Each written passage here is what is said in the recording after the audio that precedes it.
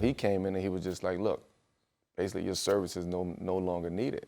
And I'm like, hold up, what the hell are you talking about? He's like, nah, things just not working out. And you gotta figure out something to do. I'm like, how the hell I'm gonna figure something out to do? I got a game tomorrow. Nah, you're not gonna suit up tomorrow.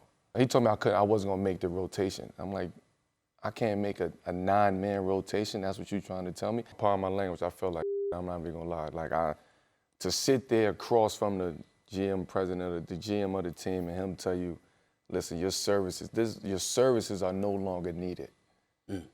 That was an ego hit. That was a pride hit. Like I felt like I started questioning myself after that. Like, damn, can I still do this? What did I do? Like I asked him that, what did I do? Oh, you didn't do anything. It's just not working out. Okay, so let me ask you this. Do you think if he says he wants to play, is he willing to be a guy that maybe plays some nights, doesn't play other nights, be the 12th man, 11th man on the roster? Because that's different than being in the rotation. Like, Dave, we'll start with you.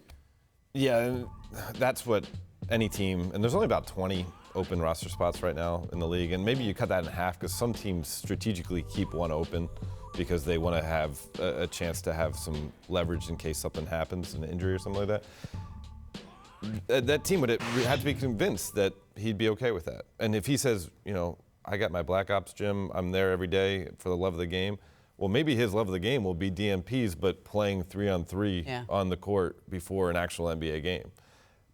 I think he'll have to do some job convincing a team that would be enough for him, and you won't have, the squeaky wheel, one in the grease in the locker room. I mean, sometimes you're so big that as a star, I mean, like he hasn't been in the league for a while, and he can still have a prime spot on First Take and do an interview that leads our show, right? And this is how big a star he is, which is also something that people have to consider in the league of when you bring him in. Like he's so big, he may not fit in a 10th or 11th or 12th man role unless he becomes almost like you don't even talk about him anymore, unless it becomes less of a story. I think the one team, though, that we keep coming back to is, and it's a fit from a nostalgic standpoint, but maybe not where they are as a team, is the New York Knicks. Okay. This is where he spent, or even the Denver Nuggets. Those are the two teams that he spent the majority of his career with, where he has deep roots. I did some checking, and I know that there's a few things talked about with the Knicks in the past, of whether they would have an interest in bringing him back. Look, the Knicks are not about veterans right now. They have young players that they're trying to bring along, and if you bring Melo back, that changes the entire dynamic. But I asked a very pointed question of some folks there. Is that bridge burned? Because he certainly didn't leave on great terms, right? That was not a healthy relationship towards the end of his tenure there.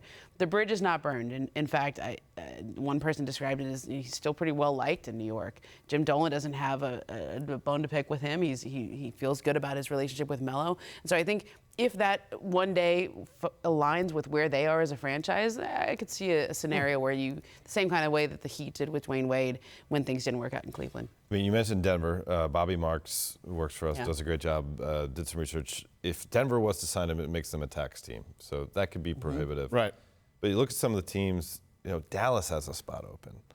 What do we know about? Mark Cuban has brought in a ton of, big star-type players and kind of worried about figuring it out later. Right. Just bring him in. He brought in Vince a number of years ago. He hit a big shot in the playoffs. Yeah. And with that team that they have, obviously they have the youth in Kristaps and Luka Doncic. But you lose a veteran like Wesley Matthews, and maybe, obviously you lose a major veteran, Dirk Nowitzki. Maybe that could be a fit. I'm not reporting it, just as I look at the list of teams that are out there. Yeah, Portland was a team that was interested in him before there's a few trades ago, right? Yeah. Right. But I think this is what you talk about in life, really, where there are times when you're at the highest of the highs and the lowest of the lows, and when you're down low, like Melo is right now, you look to people who you have some equity with. You look to people who you have long-standing relationships with. I mentioned Team USA. I mentioned LeBron James. I mentioned Chris Paul. You mentioned the Denver Nuggets, the New York Knicks. I think that's where you have to start in terms of people who have an incentive to help you out of this situation. Right, no doubt.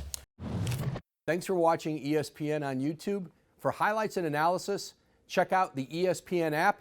And for live streaming and premium content, check out ESPN+.